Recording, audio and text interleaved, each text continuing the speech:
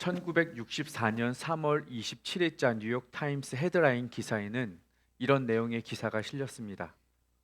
키티 제노비스라는 여인이 뉴욕의 아파트를 걷고 있는데 강도가 찾아와서 그녀를 해하였다는 것이죠. 그런데 1차적으로 그녀를 해하고 그녀의 것을 강탈하려 하다가 그녀가 소리를 지르자 강도는 도망을 하였습니다.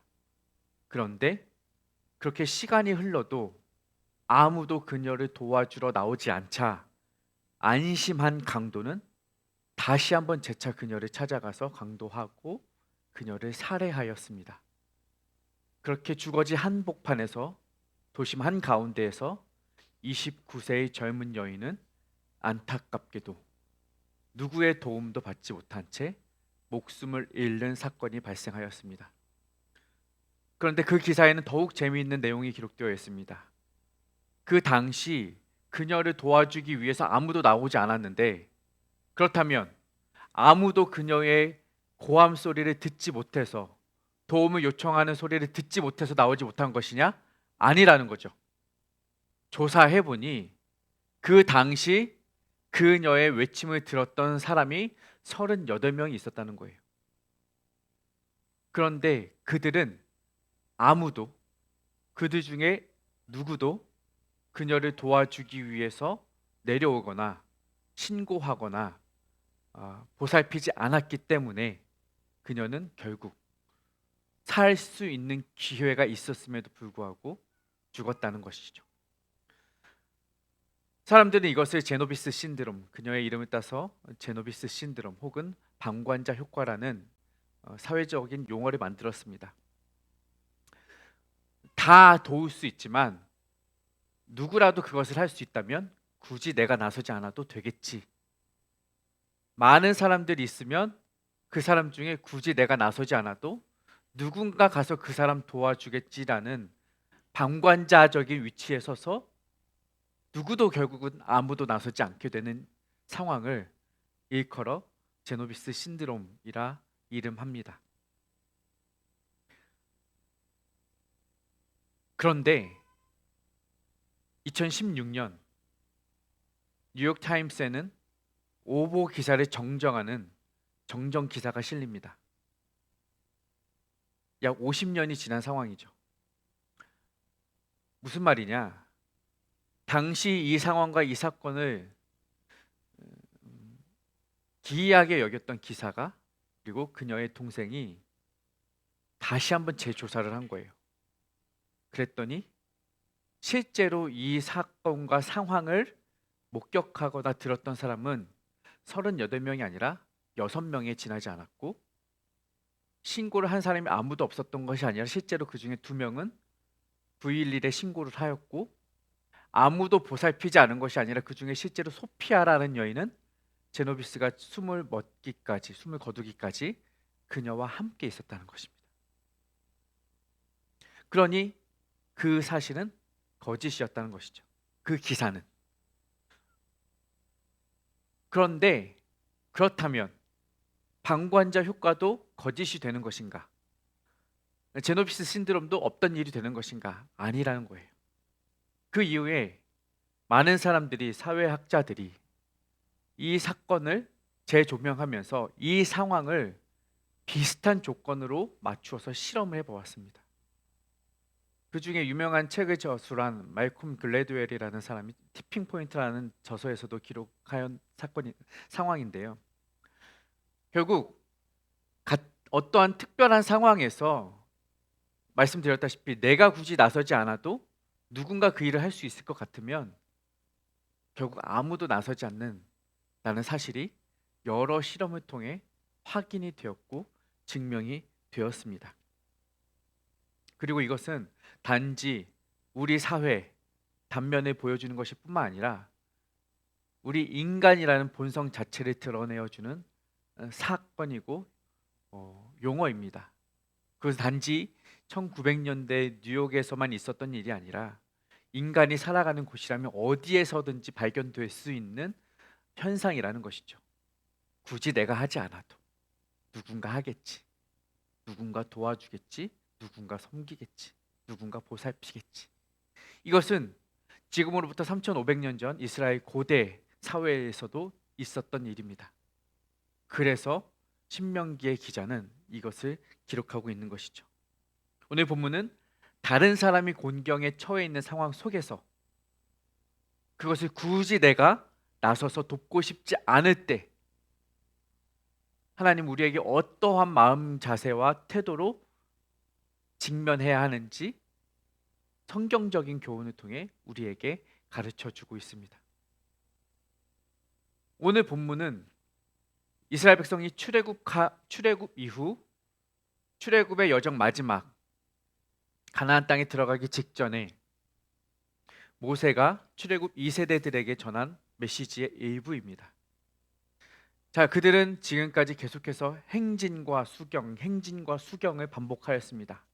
걷다가 멈추어서 텐트를 치고 그곳에서 하루 이틀 혹은 한 달, 두 달 혹은 1년, 2년을 머물다가 또 필요하면 걸으며 행진하며 자리를 옮기는 광야와 방황 생활을 약 40년 동안 해왔던 것이죠.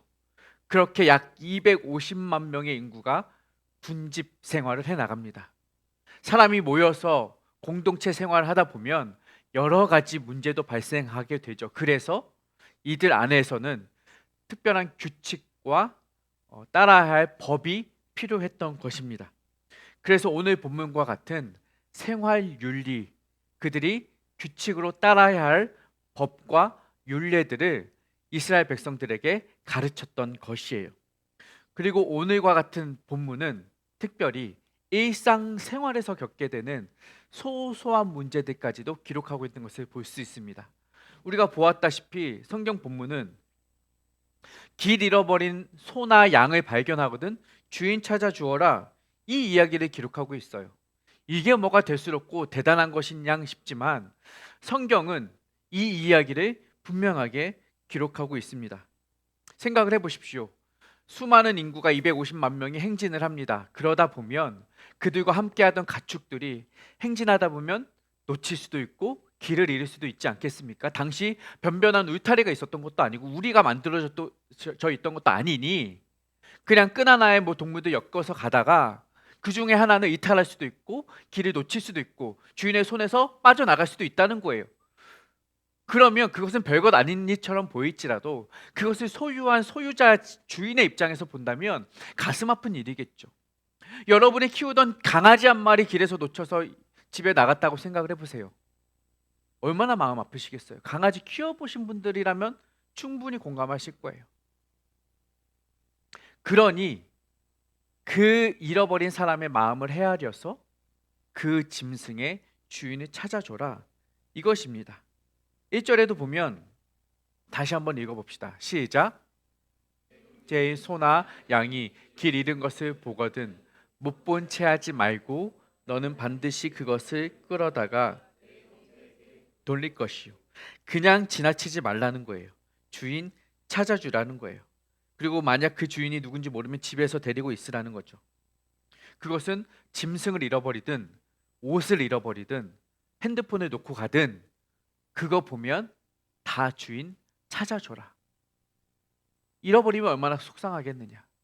핸드폰에 모든 게 다 담겨있는데 그거 잃어버리면 얼마나 속상하겠느냐. 지갑 잃어버리면 그거 카드 신분증 재발급하는데 얼마나 힘들겠느냐. 그거 찾아줘라. 자동차 키 놓치면 찾아줘라. 집에 못 돌아가지 않겠느냐. 이 이야기들을 하고 있는 거예요. 그리고 4절에 보면요, 함께 읽어볼까요? 시작. 내 형제의 나귀나 소가 길에 넘어진 것을 보거든 못 본 채 하지 말고 너는 반드시 형제를 도와 그것들을 일으킬지니라. 찾아주는 정도가 아니라 더 적극적인 의미예요. 넘어져 있거든, 무너져 있거든, 아파하고 있거든, 울고 있거든, 가서 반드시 일으켜라는 거예요. 주인이 혼자 할 수도 있겠죠. 가족들 불러다 자기가 할 수도 있겠죠. 보험사 불러서 처리할 수도 있겠죠. 하지만 못 본 채 하지 말라. 너는 반드시 그것을 해라. 오지라퍼 되어라. 적극적인 오지라퍼가 되어라 라고 말을 하는 거예요. 이게 1절부터 4절까지의 말씀입니다.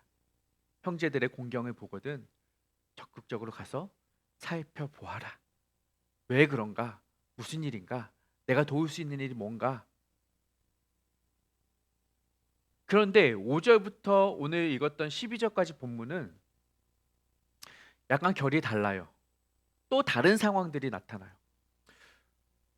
제가 이 본문을 설교 준비하면서 4절까지만 말씀을 정리할까 이렇게 생각을 했어요. 5절에 보면 뭐 여자는 남자 옷 입지 말고 새를 포획할 때 새끼만 포획하든가 어미만 포획하든가 남겨두고 집을 지을 때 처마를 만들어서 떨어지지 않게 하고 앞서 말씀드렸다시피 일상의 소소한 일들이에요. 이것들을 다 하나씩 설명하자니 설교가 산으로 갈 것 같은 거죠. 그래서 고민하고 정리했는데 결론은 이겁니다. 모세가 이 본문 말씀 속에서 이러한 다양한 이야기들을 첨가시킨 것은 단순히 어떠한 한 특정한 상황만을 강조하려 하기보다 이것을 통해 포괄적으로 더 큰 그림 안에서 설명하고 싶었던, 나누고 싶었던 어떤 개념이 있었던 것이죠. 그것은 바로 사랑과 배려입니다. 사랑과 배려. 형제에 대한 사랑과 배려. 이렇게 해야 하는 이유, 저렇게 해야 하는 이유, 다양한 특정한 상황들을 열거하면서 그 모든 것들을 아우르는 교집합, 공통점, 하나의 메시지를 전하고자 했다면 그것은 바로 서로 사랑하고 공동체를 배려해라. 이 말을 하는 거예요. 너가 그 짐승 잃어버린 사람의 마음을 헤아리고 그 사람을 사랑한다면 멈추어 서서 못 본 채 말고 도와주라. 이거예요. 그러니 반대로 부정적인 의미로 접근하자면 모세가 경고하는 것은 뭐냐? 사랑 없음이죠. 이기주의죠. 나 편하자고 그냥 지나쳐 버리는 것. 나 편하자고 내가 입고 싶은 거 입는 것. 나 편하자고 내 집 내 마음대로 짓는 것. 나 편하자고 밭을 갈 때 내 마음대로 가는 것. 이기주의요. 다른 사람이나 이웃이나 형제나 어떤 공동체에 대한 배려나 사랑 없이 내가 하고 싶은 대로 하는 것을 경고하는 것입니다. 그래서 오늘 말씀을 두 가지의 원리로 정리해 보았습니다. 첫 번째 따라하겠습니다. 기꺼이 손해를 감수하라. 사랑과 배려의 원리에는 손해를 감수하고자 하는 마음이 깔려 있어야 해요. 여러분 다른 사람을 사랑할 때 다른 사람을 배려하려고 하면 필연적으로 내 손해가 따라가요. 제가 이런 적이 있었어요. 21살인가 2살인가 정확히는 기억이 안 나는데 지하철을 타고 가고 있었어요. 친구와 함께 지하철 타고 가고 있는데 저쪽에 반대편에 보아하니 누가 봐도 혼자인 아이가 있어요. 기억이 나지 않아요. 정확하게 벌써 20여 년이 흘렀으니 근데 한 4살, 5살 정도 되었어요. 그냥 창 밖을 보면서 막 혼자 신나서 놀고 있어요. 4살, 5살 아이들 생각해 보면 충분히 그럴 수 있을 것 같아요. 막 지하철에서 막 혼자 다녀요. 근데 제가 몇 정거장을 지나면서 봐도 주변에 보호자가 없는 거예요. 저렇게 막 돌아다니고 막 혼자 놀고 있는데 보호자가 없어요. 아, 이거는 길을 잃은 아이구나 생각해서 그 아이를 데리고 친구와 함께 내렸어요. 정확히 기억해요. 청량리역에서 내려서 지하철 역사를 나와서 파출소를 찾았습니다. 그래서 이제 파출소에 갔더니 뭐 경찰분들이 이 아이를 찾기 위해서 뭔가 어떻게 하겠죠. 저 어떻게 했는지 뭐 그 메커니즘 모르겠어요. 저는 그냥 그 아이와 함께 놀고 있었어요. 시간을 보내줬죠. 얼마나 시간이 지난지도 정확하게는 기억이 나지 않아요. 30분, 1시간 정도 지났던 것 같아요. 꽤 오랜 시간이 흘렀습니다. 문이 벌컥 열리면서 여성이 들어와요. 누굴까요? 애 엄마예요. 헐레벌떡 오더니 막 아이를 살피는 거예요. 그리고는 저한테 와요. 뭐라고 말을 했을까요? 감사합니다. 아니요. 이게 어디서 났네요. 저는 이미 자초지종은 경찰관에게 설명을 했고요. 경찰관이 설명을 했을 것 같은데 저한테 와서 따져 묻는 거예요. 이 애 어디서 났냐. 이 애는 분명히 집 앞에서 놀고 있었는데 왜 얘가 지하철에 탔냐. 그 뉘앙스는 뭔지 아세요? 제가 마치 그 아이를 납치한 것이냐, 나쁜 의도가 있어서 보상이라도 받으려고 이렇게 한 것이냐 쏘아붙여요. 제 기분이 좋았을까요? 씁쓸하더라고요. 친구랑 나오면서 똑같은 생각을 한 거예요. 이거 그냥 아이가 그냥 타고 가다 보면 청량리역 지나서 동대문이나 서울역이나 어디 용산쯤 가서 누군가 도와줬을 텐데 괜히 오지랖 부려서 욕만 먹고 가는구나. 욕만 먹고 가지요. 기분이 안 좋더라고요. 그러니 이 사람들의 마음 이해가 가요. 굳이 나서서 도와주지 않고 싶은 우리들의 마음이, 다른 사람들의 마음이 이해가 되더라고요. 누구든 선한 마음으로 도움을 베풀었다 가도, 손을 내밀었다 가도 내 안에 손해가 생기면 기다려야 하고 어떤 시간적인 감정적인 소비가 생기고 나면 결국 이걸 괜히 했다 싶은 생각도 드는 거예요. 그러니 그 다음에 똑같은 상황이 생기면 안 하는 거죠. 그런데 성경은 뭐라고 말해요? 그 손에 생기더라도 옳은 일이거든 하라는 거죠.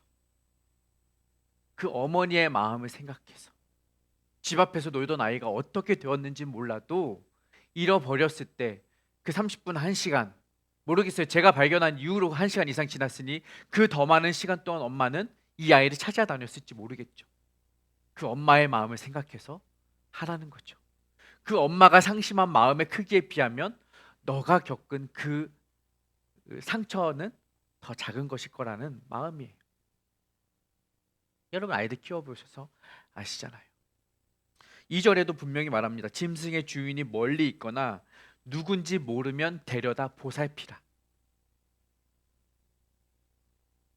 누군지 모르면 그 짐승의 어미가 멀리 있으면, 주인이 멀리 있으면 데려다가 기다리라는 거예요. 찾아올 때까지, 찾아줄 수 있을 때까지. 그러면 그 시간은 어떻게 되냐고요. 그 짐승 보살피느라 먹이고 재우고 입히려면 그것도 내 에너지, 내 수고, 내 손해가 발생하는 거라고요. 그게 언제일 줄 알아요? 얼마나 걸릴 줄 알아요? 하라는 거죠. 여러분 사랑은, 배려는 비용이 발생합니다. 말로만 하면 괜찮죠. 말로만 하는 사랑은 돈 안 들어요. 사랑합니다. 여러분 마음껏 사랑하세요. 옆에 분들에게 사랑합니다 말 좀 많이 하세요. 그거 돈 안 들어요. 그런데 진짜로 사랑하려면 뭐가 들어가요. 시간이든 마음이든 신경이 쓰이든 관심이 가든 하다못해 아이스크림 하나 사줄래도 500원이 들어가요. 그래도 그 사랑의 수고를 위하여, 사랑의 효과를 위하여 수고를 해야 하는 것, 손해를 보아야 하는 것, 오늘 성경에서 우리에게 주는 첫 번째 교훈입니다. 작은 손해가 생기더라도 더 큰 의의와 의미를 위하여 손해를 기꺼이 감수하라는 것이 첫 번째 우리에게 주는 메시지입니다. 두 번째는 따라하십시오. 내일처럼 여겨라.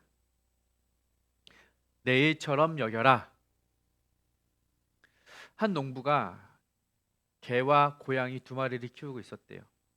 그런데 이 게으른 고양이가 일을 안 해요. 집 안에 쥐들이 난리법석을 피우고 곡식곡간을 다 들쑤셔 놓았는데도 게으른 고양이가 쥐를 잡지 않으니 개가 보다 못해 참다 못해 개가 나서서 쥐를 잡은 거예요. 집안에 있는 쥐를 싹 다 잡아놨더니 고양이가 신이 났어요. 와! 개가 쥐를 다 잡아놨네? 그리고 자기 앞에다 그 쥐를 쌓아놓고 막 너무 신나서 박수를 치고 있었대요. 그때 마침 농부가 들어온 거예요.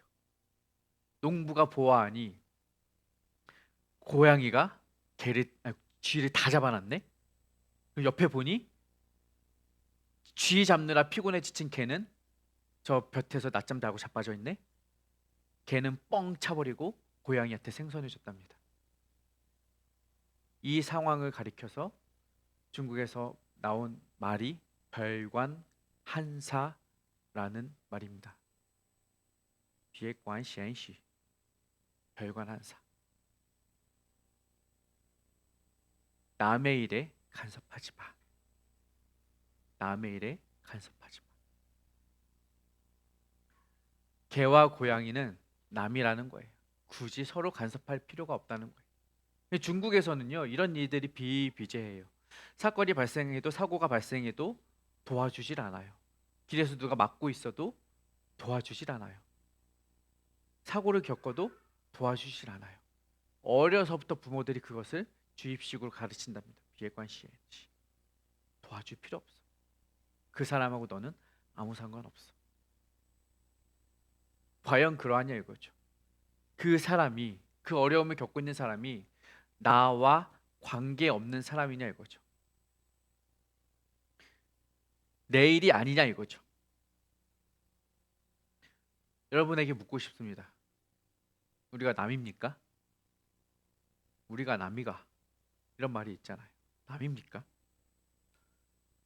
성경은 분명히 말합니다. 우리는 남이 아니라 형제입니다. 1절에서 4절 말씀 계속해서 반복되는 단어는 뭐냐? 형제예요. 형제. 성경 보세요. 형제라는 단어가 수차례 반복을 하고 있습니다. 그리고 이 형제에 대한 개념은 지속적으로 확장이 되어 갑니다. 사실 이 본문은, 신명기 말씀은 이미 출애굽기에서 한번 가르쳐진 말씀이에요. 저와 여러분 파노라마 하면서 배우셨잖아요. 그렇죠? 신명기 말씀은 거듭신자, 다시 반복된 말씀입니다. 이 말씀은 출애굽 1세대들에게 시내산 밑에서 이미 가르쳐진 말씀이다라고 배웠죠. 똑같은 말씀이 출애굽기에 기록이 되어 있어요. 함께 읽어볼까요?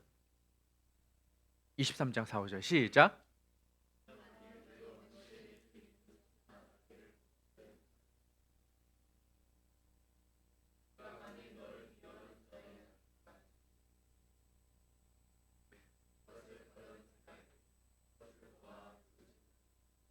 같은 계명이에요. 같은 규칙이에요. 도와주라는 거예요. 그런데 여기는 누구를 도와주라는 거예요? 원수죠.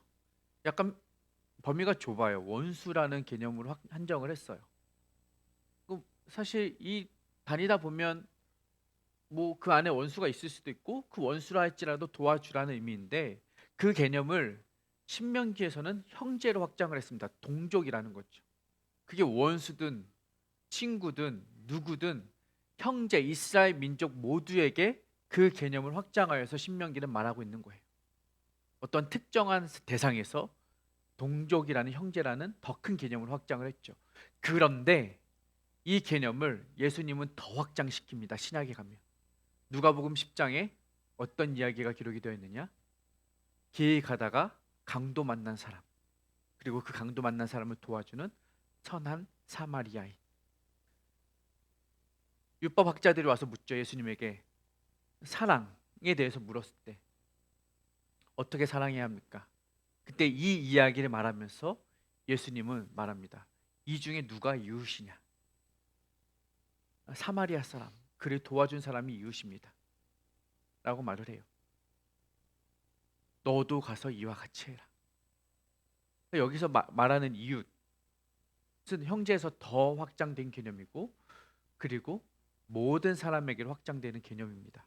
다시 말하면 우리가 도와주어야 할, 내가 간섭해야 할 대상, 남은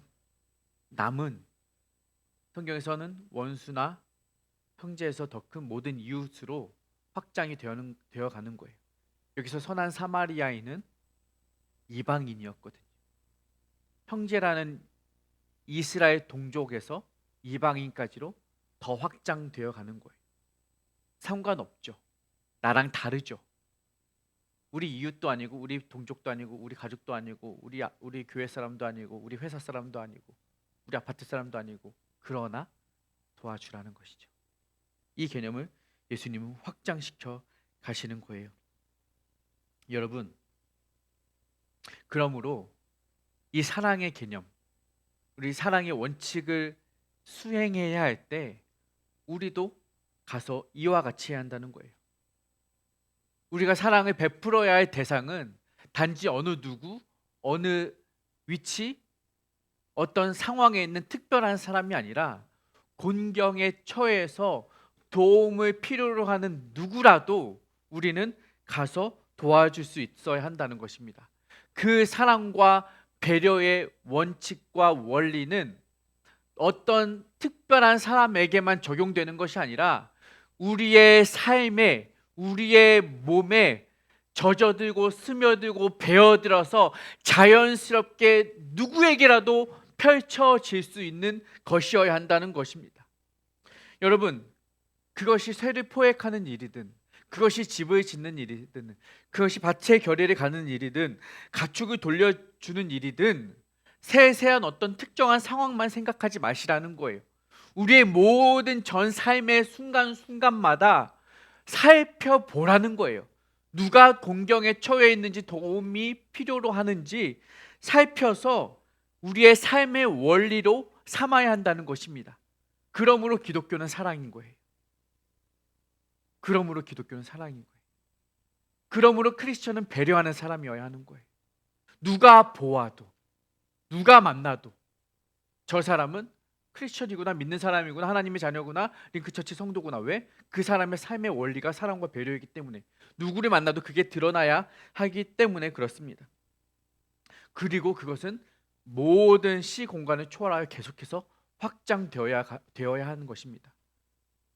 출애굽기에서, 신명기에서, 누가복음으로 계속해서 확장되었던 것처럼 지금 2000년 이후를 살아가는 우리는 더 확장된 개념으로 사랑과 배려를 실천해야 한다는 거예요. 시간을 초월하여야 합니다. 우리가 다음 세대들을 위해 기도합니다. 다음 세대. 단순히 그들이 우리의 자녀여서가 아니라 그들이 우리의 다음 세대들을 책임져야 할 세대이기 때문에 그렇습니다. 그러므로 우리는 그들을 위해 기도해요. 단지 그들의 신앙만을 위해 기도하지 않습니다. 저는 그 다음 세대가 살아갈 환경과 자연과 이 나라를 위하여서 준비해야 한다고 생각해요. 그것이 다음 세대를 위한 우리의 사랑과 배려예요. 제가 아주 소소하게 종이컵 쓰지 말자고 이야기했던 적이 있어요. 왜 그래요? 이건 그냥 종이컵 쓰지 말자가 아니에요. 일회용품 쓰지 말자가 아니에요. 그것은 다음 세대를 위한 우리의 사랑과 배려의 원칙의 한 일부이기 때문에 그렇습니다. 그거예요. 그거. 여러분, 좋은 신앙의 유산뿐만 아니라 그들이 건강하게 행복하게 살아갈 수 있는 자연과 환경을 물려주는 것도 우리의 책임이라는 것입니다. 이것은 그러므로 시간을 초월하는 거예요. 우리의 사랑과 배려는 공간도 초월합니다. 지금 여기 이 공간에 있는 서로만 사랑하고 배려하라는 게 아니에요. 더 나아가서 확장된 개념으로 우리는 멀리 있는 이들을 위하여서도 보살피고 살펴줄 수 있어야 하는 것입니다. 다른 나라와 다른 민족을 위하여서도. 우리가 금요일마다 기도해요. 선교 기도해요. 나라 하나하나 이름 불러가면서 기도해요. 왜 그래요?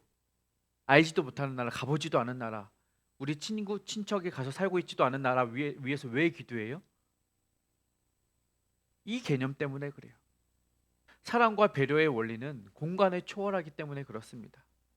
우크라이나 위해서, 이스라엘 하마스 전쟁 위해서 왜 기도하냐고요? 우리는 평안한데. 아니라는 거죠.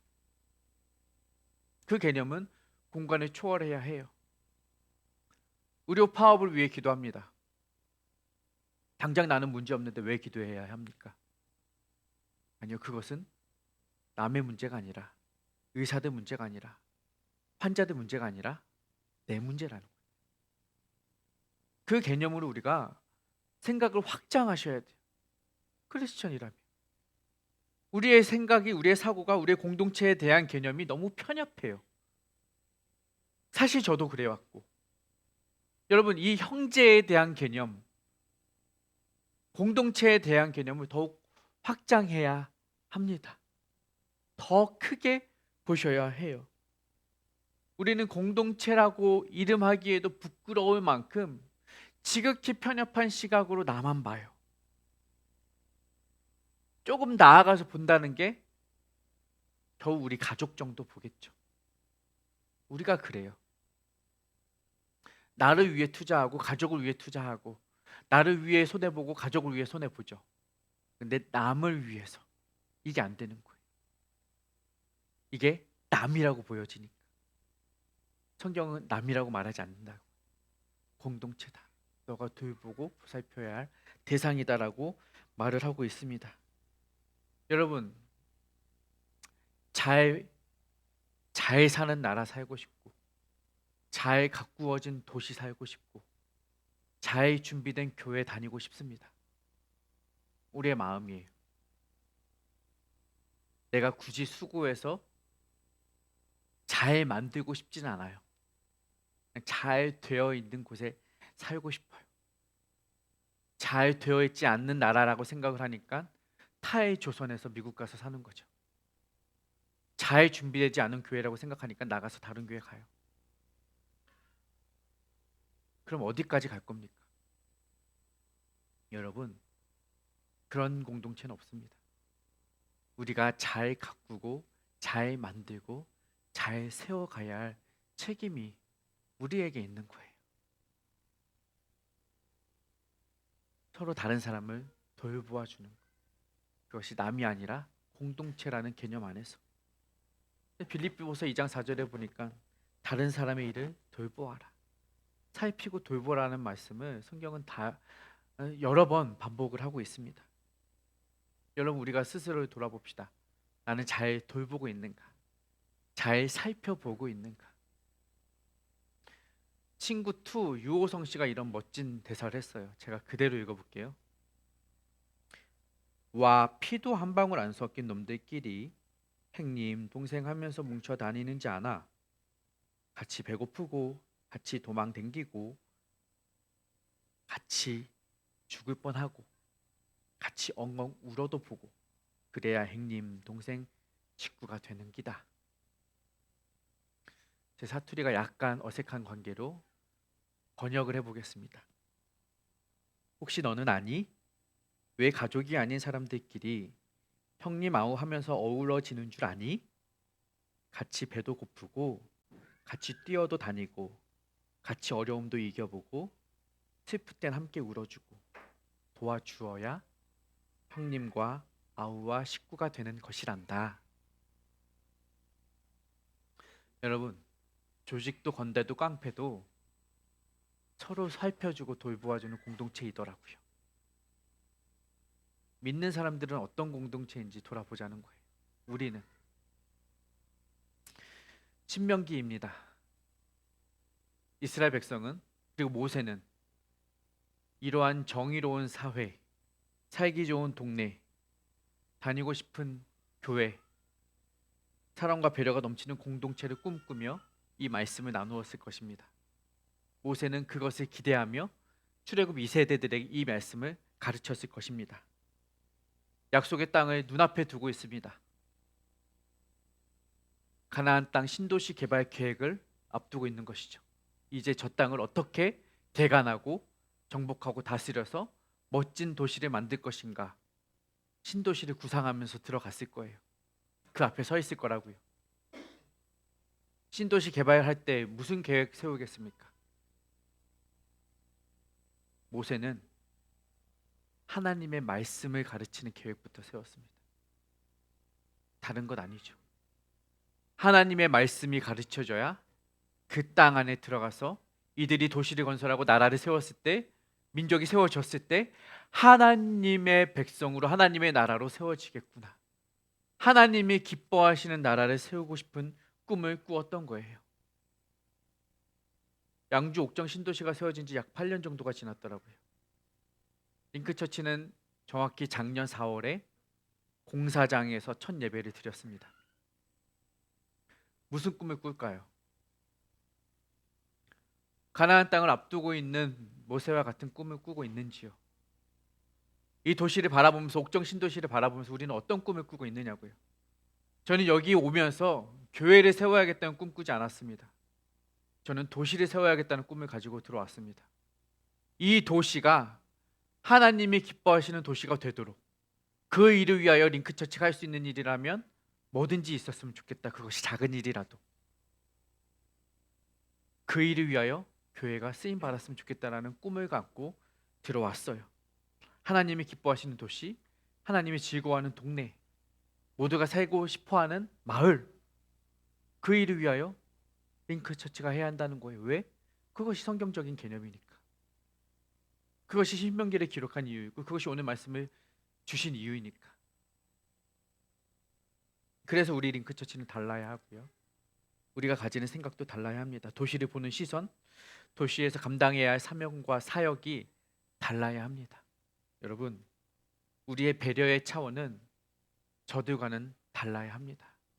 우리의 관심의 차원은 저들과는 달라야 해요. 공동체의 개념은 저들보다 훨씬 더 큰 것이어야 합니다. 여러분, 우리가 한다고 뭐가 되겠습니까? 라는 회의적인 반응을 보이실지도 모르겠어요.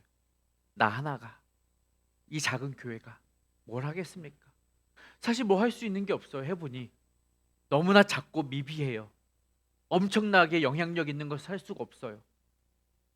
시청 사람들, 심지어 주민센터에 있는 몇 사람들 마음조차 바꿔내기가 쉽지가 않아요.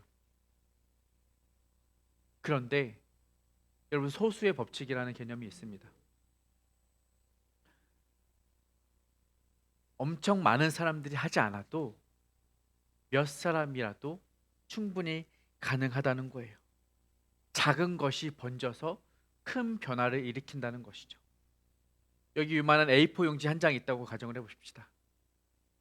아주 얇은 A4 용지 한 장. 이 A4 용지를 접고 접어서 50번 접으면 그 두께가 태양까지 간답니다. A4 용지 한 장이에요. 물론 물리적으로는 불가능해요. 이론적으로는 가능합니다. 여러분, 우리가 아주 얇고 아주 작은 종이 한 장에 지나지 않는다고 생각할지 모르겠지만, 우리가 퍼뜨리는 영향력은 이 도시를 바꿀 수 있습니다. 더 많은 사람들을 변화시킬 수 있습니다. 우리의 작은 사랑과 배려가 그들의 마음을 움직일 수 있습니다. 우리가 아무리 작아도 그 일 가운데 하나님이 하시면 됩니다. 그렇게 우리는 서로를 살펴보아야 해요. 그리고 마지막으로 오늘 본문에서 제가 마지막으로 정말 강조하고 싶었던 한 가지는 바로 저와 여러분이 길 잃은 양과 소처럼 헤매이던, 주인 없는, 방황하던 양과 소였다는 사실이, 그런 우리를 찾아오셔서 길을 알려주시고 우리를 살려주시고 우리를 인도하여 주신 목자 되신 예수님이 계시다는 것입니다. 그러므로 길 잃었던 우리가 그분의 은혜로 길을 찾았다면 우리가 누구보다 잘 알 것 아닙니까? 그 은혜와 그 사랑을. 그 사랑받은 자라면 마땅히 해야죠. 받은 것만큼 해야 하고 받은 이상으로 해야 하죠. 그러므로 저와 여러분, 우리 그렇게 영향력 있는 소수가 됩시다. 작지만 작은 움직임이라도 더 큰 트렌드를 만들어내고 그보다 더 큰 무브먼트를 일으킬 수 있는 강력한 공동체로 우리가 쓰임받기를 소망합니다. 그렇게 우리가 하나님 안에서 서로 공감하고 서로 이해하며 서로 헤아려서 함께 세워져가는 든든한 믿음의 공동체 되기를 주님의 이름으로 축복합니다.